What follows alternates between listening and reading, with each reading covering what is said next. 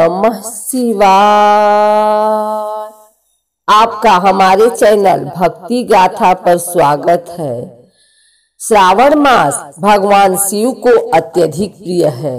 इस मास में जो कोई भी भगवान शिव की पूजा अर्चना करता है तथा कथा सुनता है, उसके ऊपर भगवान शिव की सदैव कृपा रहती है।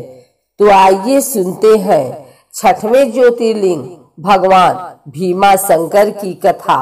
श्रावण के महीने में ज्योतिर्लिंगों के दर्शन का विशेष महत्व है। शास्त्रों के अनुसार जो मनुष्य प्रतिदिन प्रातः 12 ज्योतिर्लिंगों का नाम जपता है, उसके 7 जन्म तक के पाप नष्ट हो जाते हैं। जिस कामना की पूर्ति के लिए मनुष्य नित्य इन नामों का पाठ करता है, शीघ्र ही उसे उस फल की प्राप्ति हो जाती है। ज्योतिर्लिंगों के दर्शन मात्र से सभी पापों से मुक्ति मिल जाती है। यही भगवान शिव की विशेषता है। आज हम आपको छठवें ज्योतिर्लिंग भीमा शंकर के बारे में बताएंगे।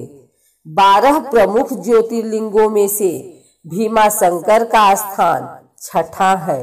यह ज्योतिर्लिंग महाराष्ट्र के पुणे से लगभग 110 किलोमीटर दूर सह्याद्री नामक पर्वत पर स्थित है।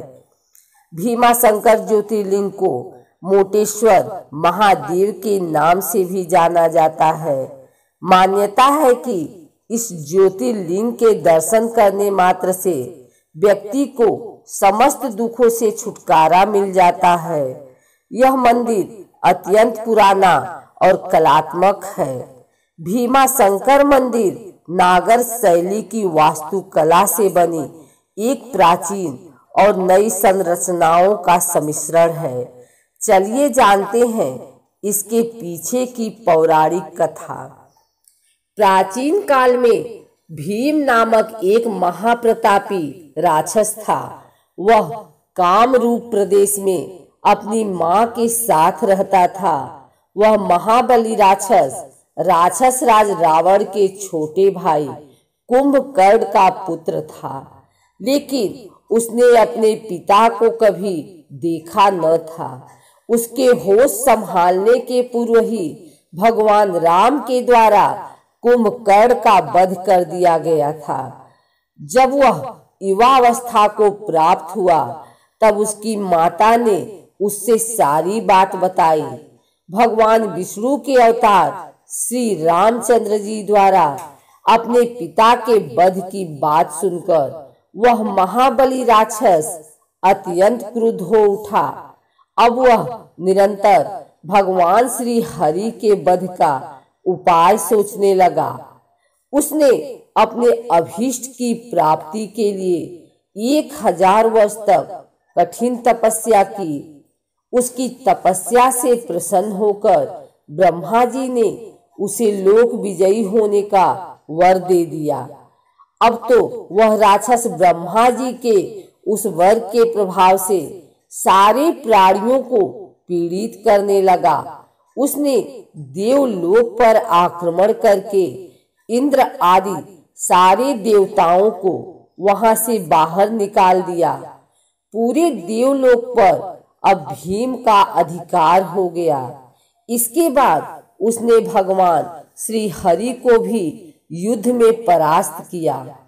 श्री हरि को पराजित करने के पश्चात उसने कामरूप के परम शिव भक्त राजा सुदक्षिण पर आक्रमण करके उन्हें मंत्रियों अनुचरों सहित बंदी बना लिया।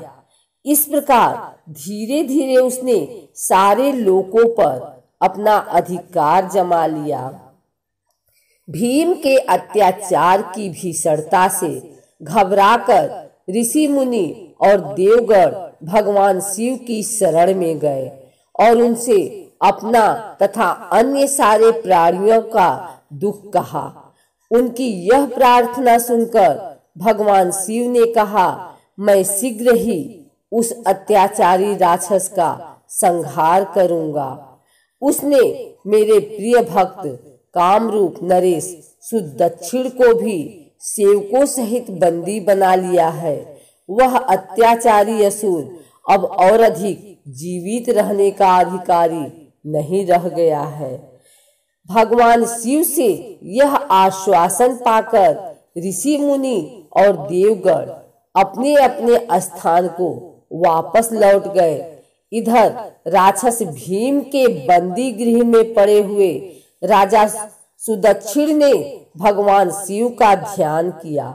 वे अपने सामने पार्थिव शिवलिंग रखकर अर्चना कर रहे थे।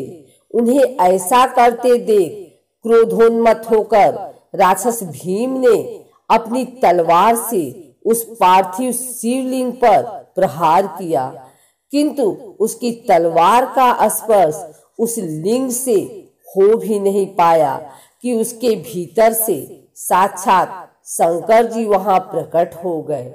उन्होंने अपनी हुंकार मात्र से उस राक्षस को वहीं जलाकर भस्म कर दिया। भगवान शिव जी का यह अद्भुत कृत्य देखकर सारे ऋषि मुनि और देवगण वहां एक होकर उनकी स्तुति करने लगे। उन लोगों ने भगवान शिव से प्रार्थना की कि महादेव, आप लोक कल्याणार्थ अब सदा के लिए यहीं निवास करें। यह क्षेत्र शास्त्रों में अपवित्र बताया गया है। आपके निवास से यह परम पवित्र पुण्य क्षेत्र बन जाएगा। भगवान शिव ने सबकी यह प्रार्थना स्वीकार कर ली।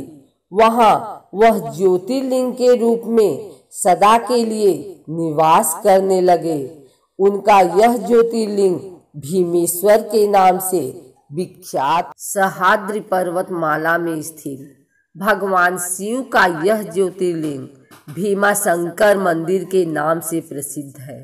यह मंदिर 3250 फीट की ऊंचाई पर स्थित है। मान्यता है कि भगवान शिव यहाँ पर निवास करते हैं।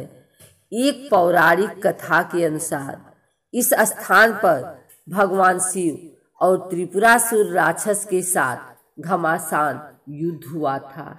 इस युद्ध में शिव जी ने राक्षस का वध कर विजय प्राप्त की थी। कहा जाता है कि इस युद्ध से भयंकर गर्मी उत्पन्न हुई, जिस कारण भीमा नदी सूख गई।